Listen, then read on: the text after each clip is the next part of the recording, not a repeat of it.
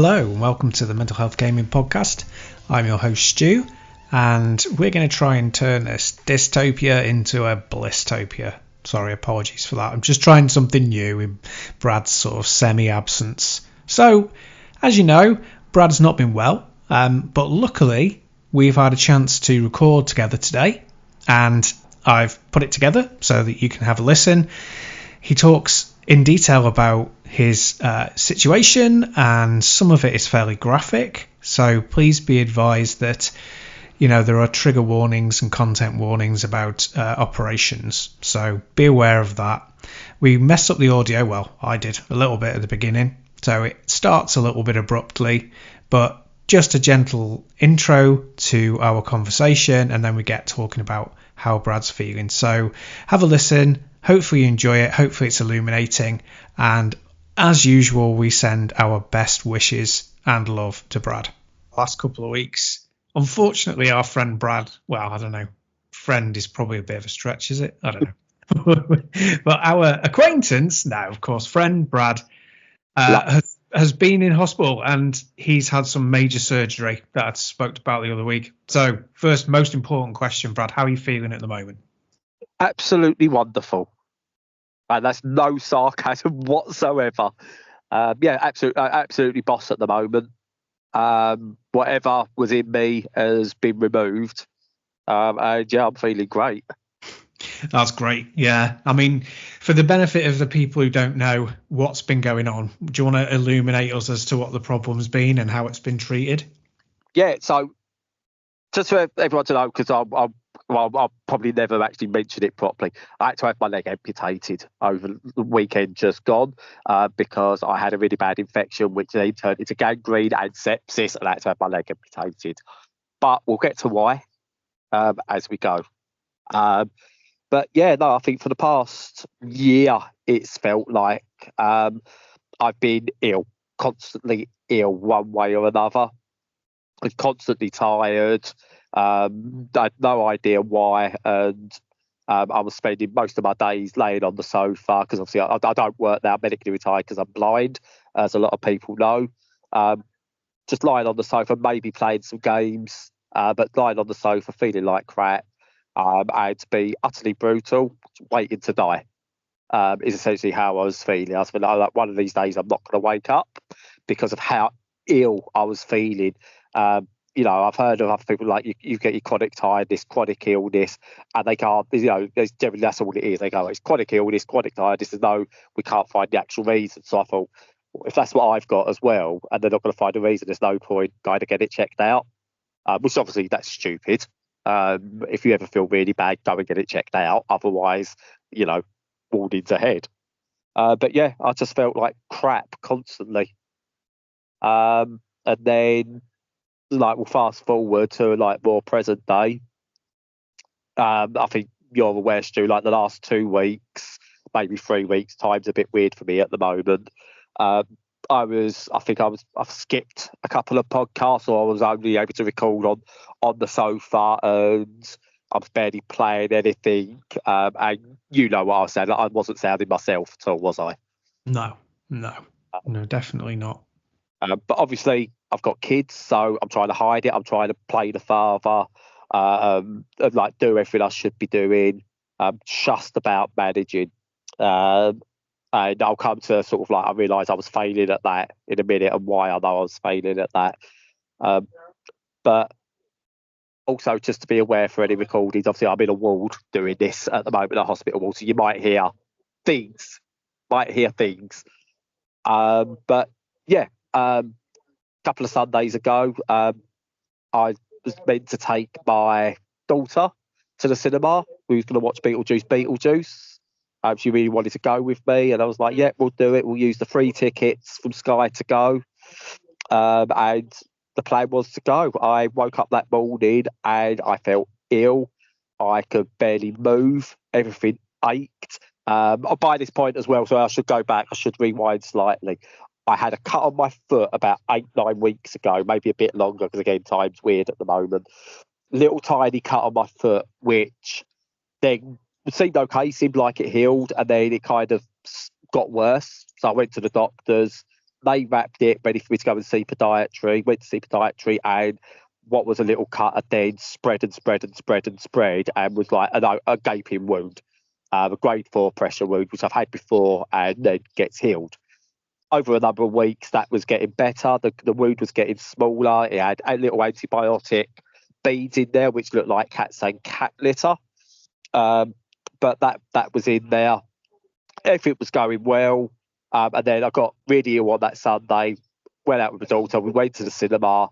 I managed to stay in a chair and watch the film with her, trying to be interested in what she was watching and enjoying, and making out I was enjoying it. I was trying not to be sick.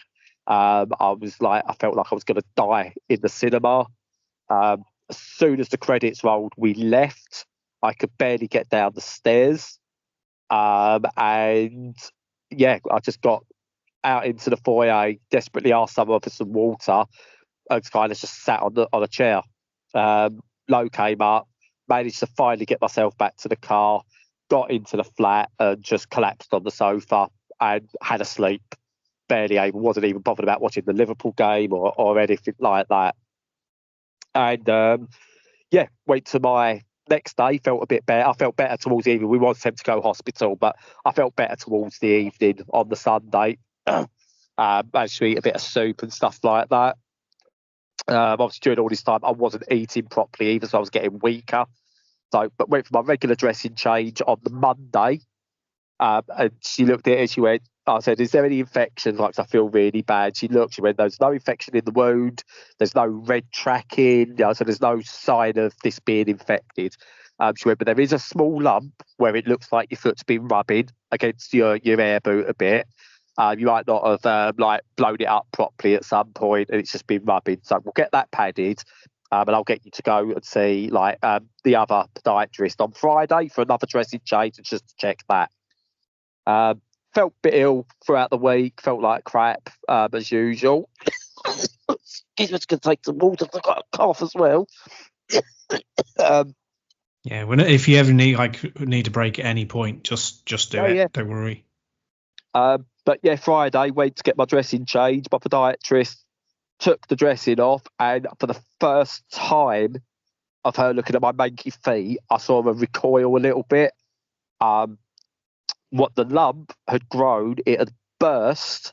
Turned out it was an abscess and had spread all up my foot, which is why I was in so much pain walking. My actual initial wound had started spreading, and I think you've seen the picture, Stu, of what my toe looked like. I have, yeah.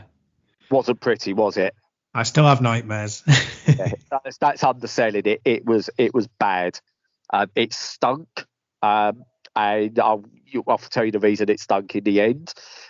She went, right, I need you to go straight to A&E. I'm going to write you a letter, and I need them to get you onto a ward so they can get you full of antibiotics, get it kept looked after, and then I will see you on Monday.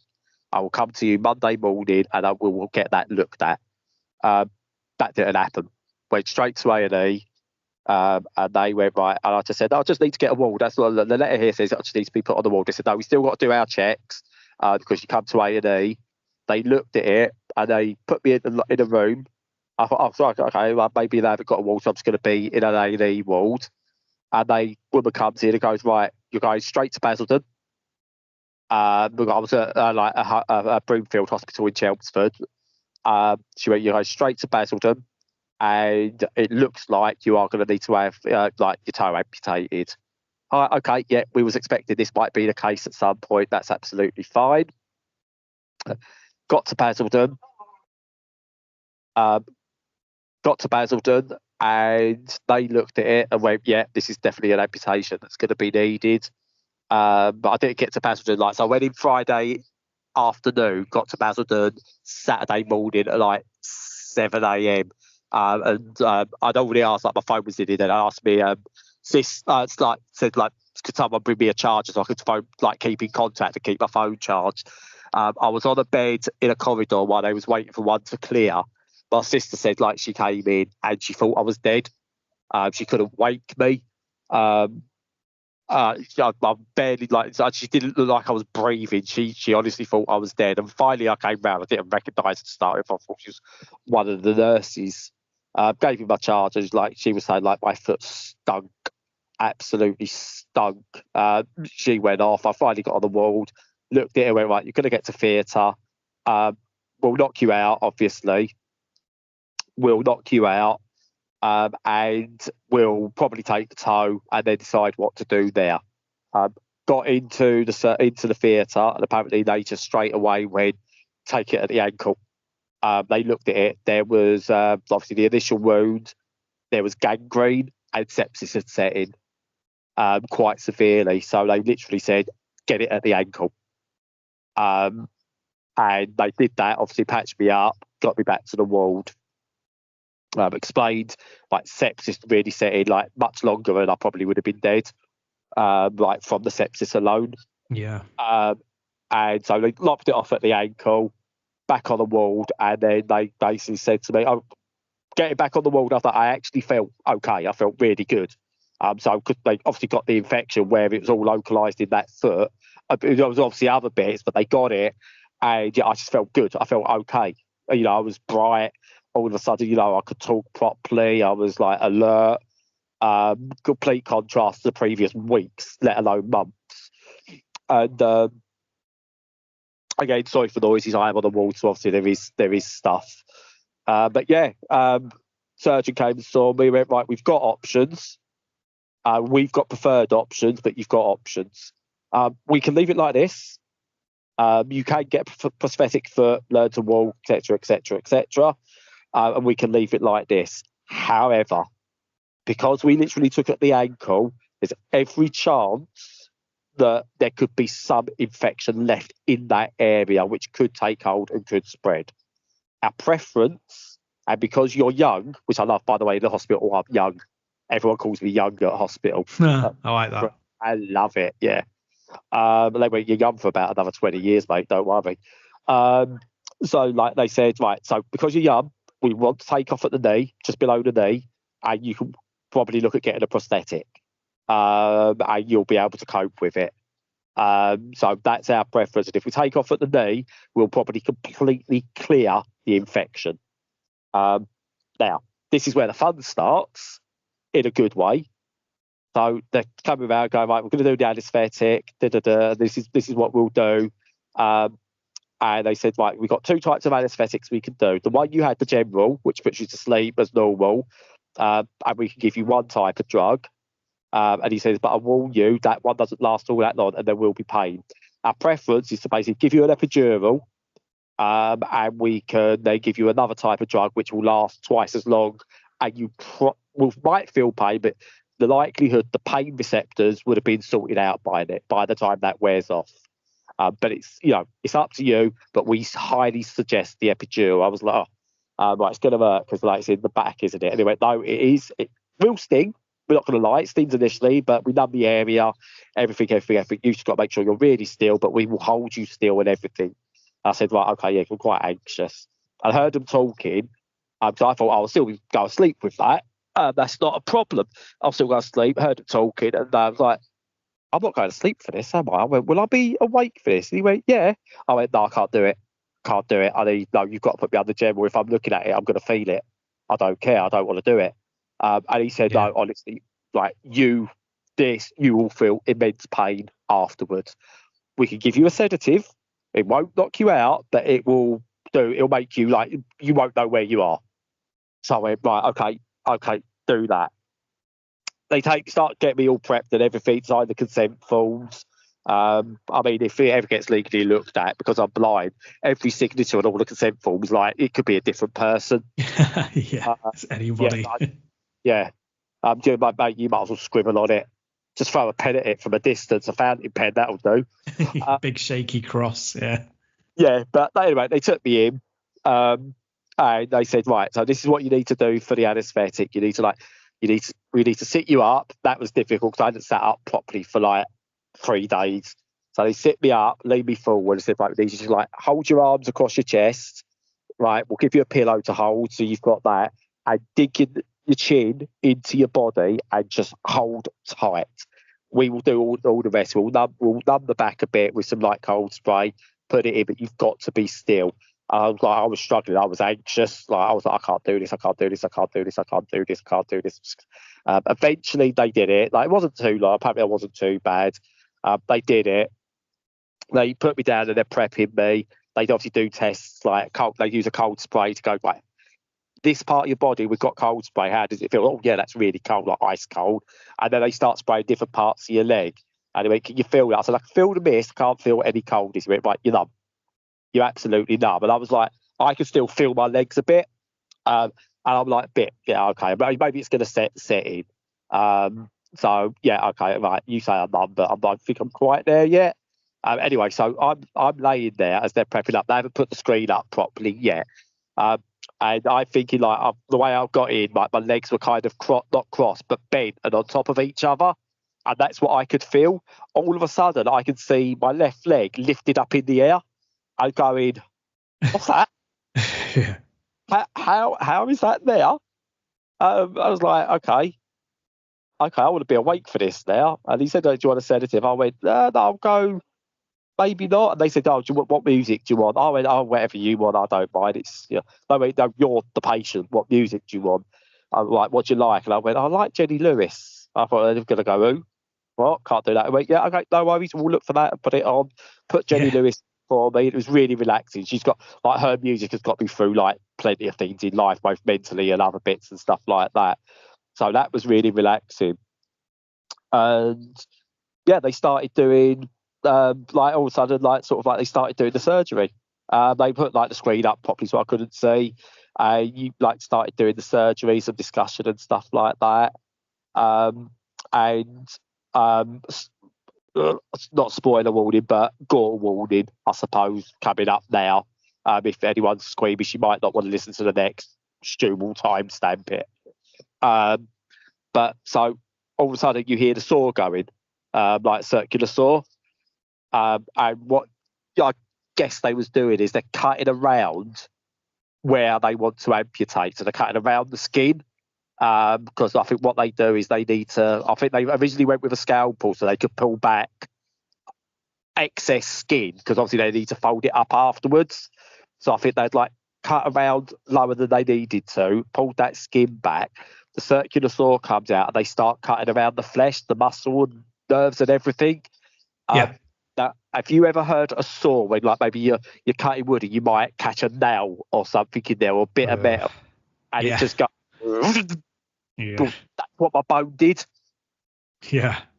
And, like, you felt a slight tug because you do feel pressure and stuff like that. You don't feel any pain. But it's the noise of...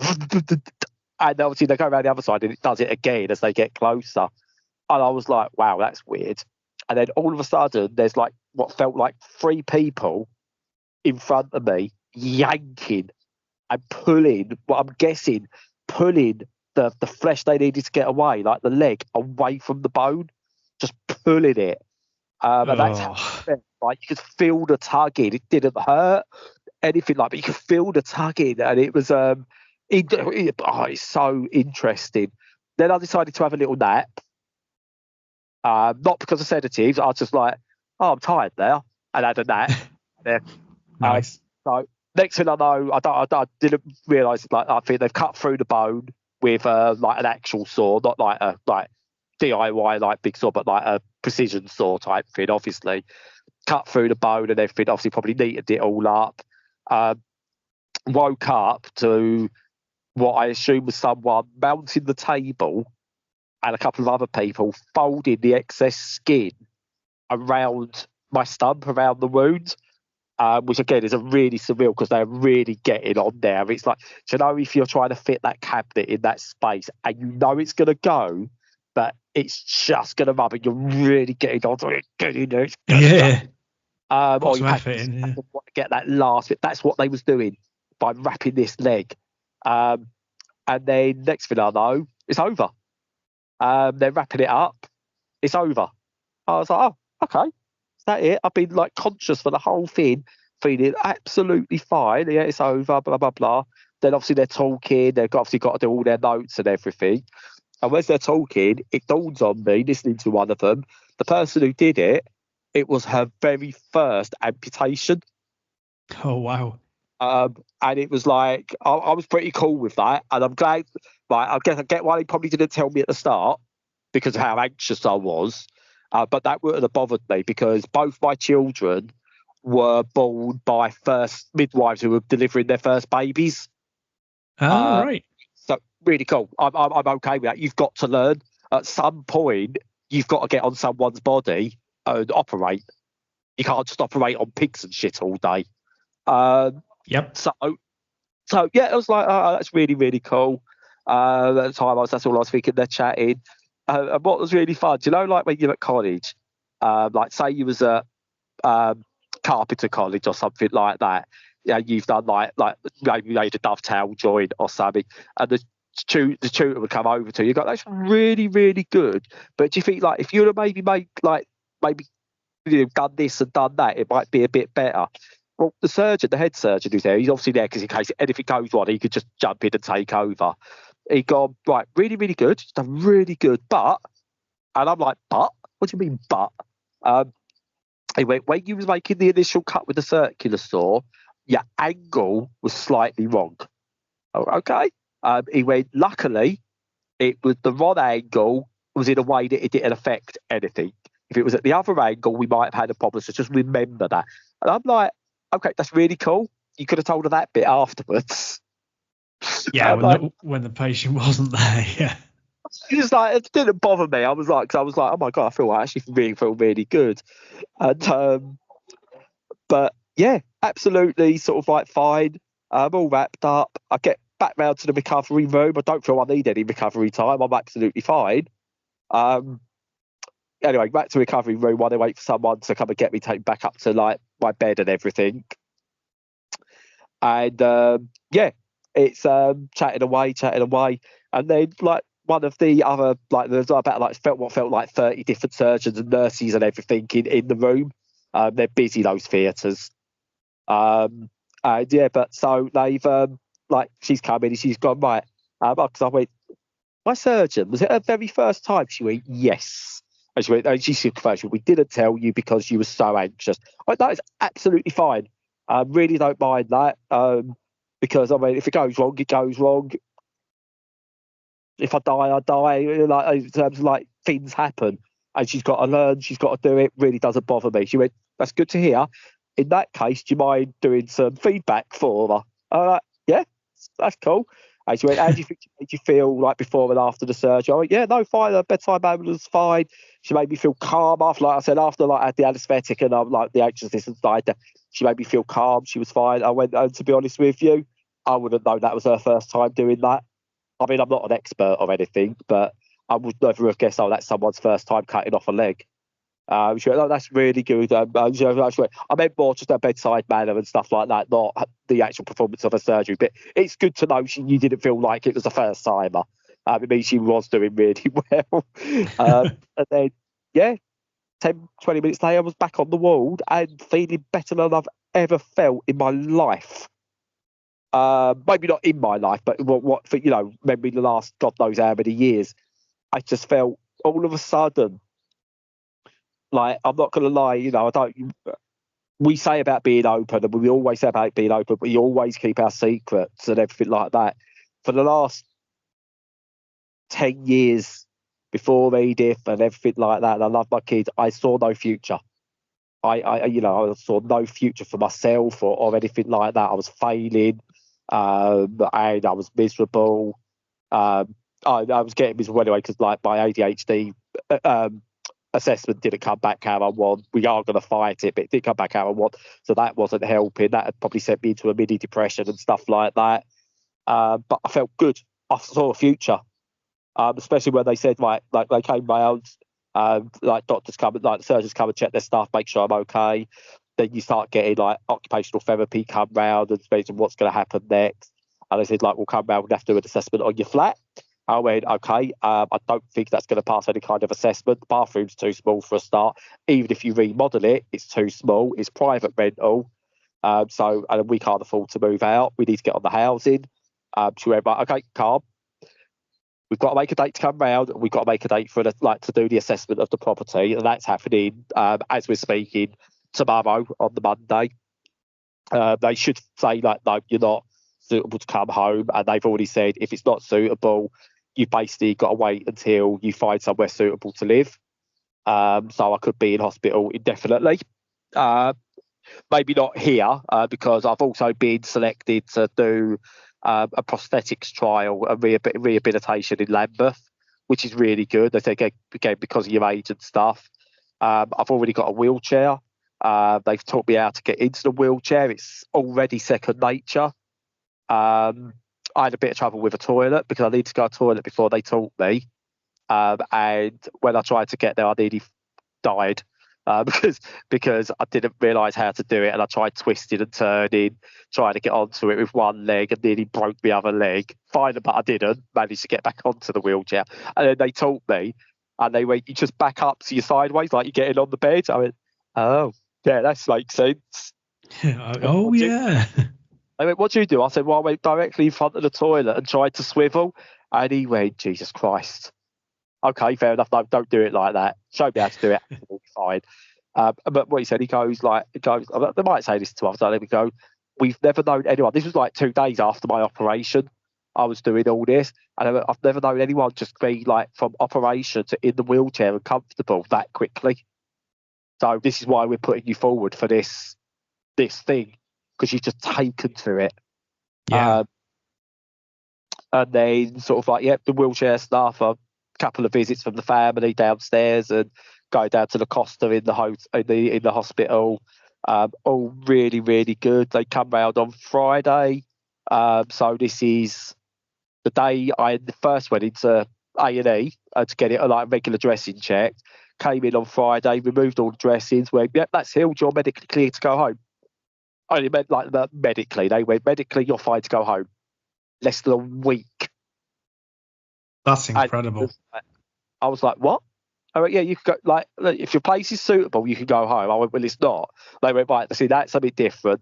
So I am still stuck and I can't go anywhere. But I did get a day pass, which I got to go out and spend time with Lucas ahead of his 18th birthday. Took him to Frankie and Benny's for a lunch. Took him somewhere to price up his tattoo that he wants for his 18th, which was lovely, and spent the day with him. Then went and surprised Edith, because she got really upset the night before. She's like, "I want my daddy home." Oh, bless her. She got really upset. It don't help. She had getting her to choose dinner. She hates choice, the autism, she can't do choice. And when she finally chose, she chose Subway. Oh, fuck me, that's probably the worst thing, because now you've got to go and make choice. So that caused hell. They had to go to a different Subway in the end because of the hell that was caused. Blimey. But she was like, got home and she was like, "I miss my daddy. Daddy's got to come home." So I got the day pass, spent the day with Lucas. Edith was around her cousins, and then sort of got in the car, went to get her, threw a coat over me, and waited for her to come to the car. She got opened the door, got the thing, and went, "Oh, you're not a puppy." Because they went, "Oh, this is the car for you." Then she realised it was me after going. She went, "Oh, Daddy, you're here. Are you out?" I'm like, "No, if I'm not out, I'm out for an hour." I would dare tell her that I'd actually got out for the day with Lucas, because again, that she'd lose it. Went, "No, they've let me out to come and get you picked up, and that's all I want to do was come and see you, get you picked up." And I said, "You've got to take me back to the hospital." So she's done that. She pushes the wheelchair. She absolutely loves pushing the wheelchair, because she's not allowed on the wall because of infection risk. Yeah. It's not of end of life. It's vascular and stuff like that. So you obviously got people that got heart issues and stuff like that. You don't want some kids screaming and causing potential scares. But yeah, their hospital today's a bit of a rough day, because I think I've been punished for yesterday. But apart from that, I feel absolutely great. We've got to wait now for what happens with housing. We've got support for that. I'm now a member of the Limbless Association. It's like an exclusive club, apparently. Like it. Yeah, it's a support thing for like amputees and their families. So they'll partner me up with someone who's got similar age, similar amputation, hopefully similar interest, that you can talk about it with. families of those people will then maybe be support for your family and stuff like that. So that's really cool. Spoke to them about like our housing situation, and they could kind of guide us in the right direction for that. Said as well, like the only issue we have got is carers allowance. We've never taken it with my blindness because we think we lose money because Lorraine works, and they carers allowance, that all comes out your universal credit as well. But yeah, it's all a bit of a waiting game at the moment as we're speaking, but it all should start taking off as of tomorrow. But yeah, it's been an adventure, Stu. Yeah, it's quite the adventure, all right. Yeah. Now, I've been obviously like really concerned and hoping the best would come out of it, and it does sound like it's gone as well as it possibly feasibly could. Better. I will argue I am better for it. Not just health, like I feel better. I'm a better person for it. Yeah. It's wrecked my head in many ways. Just the speed of it all and everything. And it is life changing. And I dare say I'm not stupid. One day I'm gonna sit here, I'm gonna look at myself and cry. I'm gonna break down. But at the moment there's adrenaline. I feel good. I can see hope for the future for the first time in years, and everything's great. I'm just stuck in a hospital. That's the only problem. But yeah, no, that's what I've been doing. And I've actually been playing video games, but I'm not going to review them now because I've been talking for quite a long time. Oh yeah, but it's so good to hear it in detail, and just being able to talk about it is fantastic. I mean, it's good for you, and it's good for us to know as well and understand. Complete open book. I mean, again, what I will say, let it be a warning. I'm type 1 diabetic. I was getting it under control when I went blind, which because of the diabetes. I was getting it under control, and I've been really good over the past couple of years. My blood sugars have been well maintained. Not perfect, but definitely miles better. Like my HbA1c, whatever that is, went from at one point 150 something, and I'm down to like 73, which is still high, but considering it's meant to be around the 50s ish, they've said that's a massive improvement. Continue that trend and you'll be fine. Well, not fine because I've lost my leg, but that at the time they do that, they say, yeah, continue that trend, you'll be fine. The one thing I've never really done, and this is the big warning: if you've got diabetes, type 1, type 2, never be barefoot, because that scratch was barely bigger on my toe, was barely bigger than a paper cut, and it's led to me losing my leg. Never be barefoot. Yeah. Take that as a warning. Diabetes, I think it's one of those disabilities, because it is a disability. A long-term disability, a hidden disability, but it is a disability that isn't treated serious enough and needs to be given more rest, needs to be treated more seriously by all those like doctors, hospitals, yourself. I think like it's something that needs to be categorised properly by the government, because it can kill you. I very nearly died from it because of the sepsis it caused, because of the wound. It will be life changing if something goes wrong. It's not, I never knew anyone that it happened to, so I was always a bit, I've heard of people losing their foot, but has anyone really ever lost their foot to diabetes? I mean, but yeah, it does happen, and over the course of the time, I'll write a bit about it. I will put pictures up. Spoiler warnings and stuff on like the gory ones. But I think, sometimes the only way to get the message across is to be really hard and show what's the worst outcome. And if you can see it to someone you know of, it becomes real. I know on the forum people have already said, "Fuck, I'm being careful now. This is I better get this sorted." And if me getting like this has helped someone, one or two people go, "Look, I'm just going to make sure I'm wearing slippers," then at least some good's come out of it.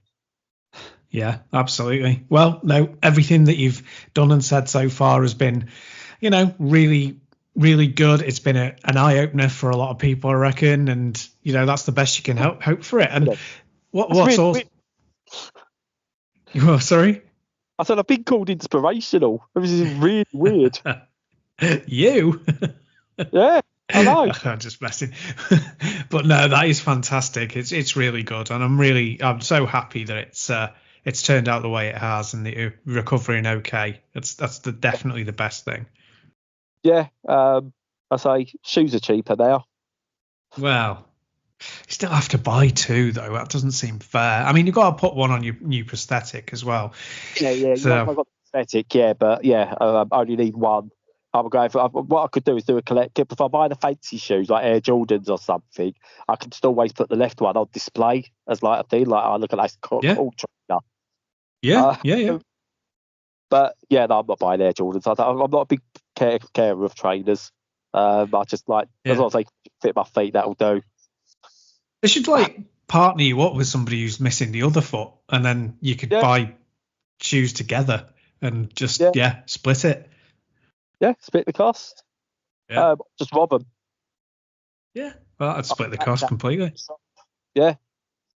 But no, I feel good. I'm going to have bad days, and I will. I'm an open book. When we do a future podcast, if it all of a sudden I'm seeing the bad side of it, I will talk about it. But at the moment, I don't recommend it for mental health purposes. Stick to sertraline and therapy if you can, and talking to people. Don't go and get your leg chopped off. But my mental health in the last week has just been. I feel like a different person. And you can probably test that I sound like a different person. Yes, you do. You sound much brighter and much happier. But that's it really. I'm now, I'm gonna not bound to a bed. I can get in my wheelchair and wheel up and down the hall. Go down to Costa when people come and visit and stuff like that. But I'm in hospital for a bit. I've got kindly donated iPad. I've got my Steam Deck. There's plenty of movies that could be watched. I've got a backlog. I'll also take new games if people ever want to, donate a game or two. But I've got plenty to be getting on with, and life's good, man. Awesome. That's so good. I'm really pleased. So, I mean, do you want to talk about any games, or do you want to leave it there? You might well be tired now. No, very, very, very briefly. I haven't got this at 4 review or out like that. I treated myself to it. I picked up Planet Coaster 2 very quickly. It's Steam Deck verified. That's why I picked it up. I was quite surprised by that because the first one wasn't, and it was a ball ache to play. Controls pretty well, plays pretty well. The tutorials are okay, but a bit buggy at times. There's one of them asks you place down a toilet or a restroom, you put it down and it doesn't recognise that it's gone down. So a bit buggy, but the sandbox mode, everything's really, really good. I think it's, as a sequel to the first one, it's really, really good. I've already started a good 8 hours into it from the bed. Fantastic game. Pick that one up. Excellent. Do you want to hear what I've been playing? Vampire Survivors, I hope. Yeah, it has been basically, because that's the problem with Vampire Survivors is once you start playing it, that's the only game that you play. Because I know. I did get Apple Arcade and I had a go of Balatro, and that turned into a go of Balatro. Yeah, it's the same thing, isn't it? It's just it becomes your life. It's crack. But tell me about the Vampire Survivors Castlevania DLC, is it? Yeah, it's called Ode to Castlevania, and it's really good. I mean, as you'd expect, kind of thing, but probably better than I expected even. So there's one new level. I think it's only one. I always get kind of a bit confused because there's so many levels. I'm always like, did this come in this DLC? Did it come with the other one? Blah blah. Wasn't sure. It's that game now. Yeah, precisely. And it's got this Ode to Castlevania level. It's actually called that, which is basically the whole of the castle in Symphony of the Night, redone in the game. And so it's different from all the other DLC and the other original levels because it's mapped out, like the castle, and it's still in the same perspective. Apart from there's a couple of sections that go into like a classic 2D side scroller, which is really weird, and it throws your brain off because obviously like pushing up makes you jump instead of moving up the level. But yeah, it's fascinating, and seeing all the the classic bits of that castle again is brilliant, and seeing all the original creatures like redesigned for this, kind of like, well, that's like what Vampire Survivors has always been. It's always looked like Castlevania, but having the actual designs as well, it's kind of like, oh yeah, look at that. So that's brilliant. And going through like the keyhole teleporter things to go to different parts of the stage, that's in there. So that's great. And like obviously you've got like a whole sort of cornucopia of whips to choose from once you've opened up a couple of different characters, because obviously like whips is the big thing from classic Castlevania, and you got Vampire Survivors anyway. I think their boss. Yeah, exactly. And it's good. Yeah, it's got like tons of the heroes from the games, that you can unlock. Because it got all the protagonists from the Castlevania games to play as. Yeah, loads and loads of them. Alucard's there, obviously. But yeah, Julius Belmont, and even like, what's he called? Jonathan Morris from Castlevania Bloodlines. There's like 20 of them. I've unlocked about 6, I think. So it's like $2.99 to buy. But I've already put like 14 hours on it and still barely scratched the surface. So, it's LC and a proper love letter to the Castlevania series. Oh, 100%. Yeah, it's an absolute, like, we don't say no-brainer very often, but this one is a total no-brainer. You've just got to buy it if you're at all interested in the game. You said one thing about it as well that we've often said about, like, we love it where you can do this, where you can take the original concept of your game, like Vampire Survivors, add something to it that fundamentally is the same, but can do other things with it, change it up, have some fun with it. If it's a DLC and, it doesn't quite work, it's not ruining the entire game. It's one level. So I like that idea of switching up to a 2D platformer for a bit. Elements, or depending on where you are. I suppose it depends where you are in the castle, because that's not then integrated into the entire game. So it's that one thing. If you're okay with that, it's there. If you're not, so I take it you can use the Belmonts in normal game now if it's unlocked. Yeah, you can. I think. Yeah, they're all there. I mean, that's what. Yeah, because I mean, we're playing it as a kind of review copy. I've had to go through like the pre-beta thing and unlock out other content and stuff, but I have been able to pick them in the regular levels. So yeah, they're all available. So really cool. And I had to turn that one down because I was really ill when it came through. I was like, I do, but I can't do it. I'd stewed you on it because I'm really able to do it. So I was really, at one point I was thinking, I don't think I'm going to be able to take any games for ages. But I feel good, man. So I'm good. I will try and pick some up. Nice, yeah. I've probably got a backlog there of where I hope publishers and PR people, when any of them are listening, I am sorry. I think I've got a good enough excuse at the moment, and they will come in time. Yeah, I think they'll understand. Yeah. No, this is great. It's pick it up. Don't, as I say, $2.99. It could have been a kind of, we'll just chuck in a few references or just build a level that's basically Castlevania themed. But no, they've gone the whole hog. They've put as much effort into it as they would, probably a bigger release costing a lot more money. It's a testament to Ponkel that they've done it. It's it's a cracker, absolute cracker. These again showing you haven't got to be a live service or anything like that to make money. You just make good content and people will buy it. Yeah, totally. Yeah. We always said that. Make good content. People will buy good content. Cyberpunk did it with, was it Liberty? City or Phantom Liberty, yeah. Phantom Liberty, good content, buy it. Content where it's just more skins, no one's going to buy that. Oh, well, I know people will, but as a whole, that puts you off. But leading the way again, absolutely brilliant to hear. Yeah, absolutely. pick up. I think I'll pick up that DLC next week or something once I've cleared some backlog. Because if I play Vampire Survivors now, I'm not playing anything else. Precisely. Going to pick up Ode to Castlevania, I think. Yeah, it's got to be done. Clear a week where you've got no other games that you've got to be reviewing, and then you'll be fine. Yeah. I think that's the one to go. Weirdly, this wasn't meant to be a proper podcast, but it's turned into one. So I'll shut up now, Stu.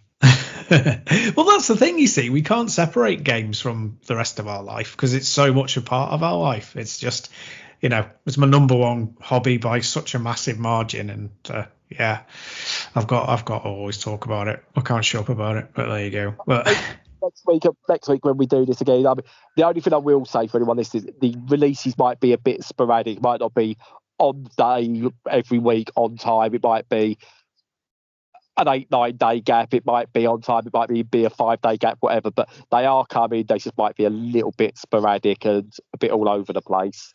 But yeah, I'll probably talk more about how games have helped me through the boredom and maybe some of the stresses and stuff like that. Yeah, absolutely. I am shutting up now. No, you're allowed. Oh, no. No, that's great. So, yeah, as Brad said, obviously things will be different for a while and we'll just structure them however we feel like it, but we'll get as much content out as we can. But in the meantime, follow us on all the socials. Make sure you're chatting with us on Discord if you feel like it. And most importantly, stay safe. Blue Sky. Promote Blue Sky, Stu. Blue Sky? Oh, Blue Sky. God, yes, sorry. So, yeah. But I'm barely going to use it anymore. Might not even be on there at all. Yeah, no, that's really important. So Twitter or X, whatever you want to call it, like I've quit that now. I've deactivated my account. We're not advertising on Twitter anymore.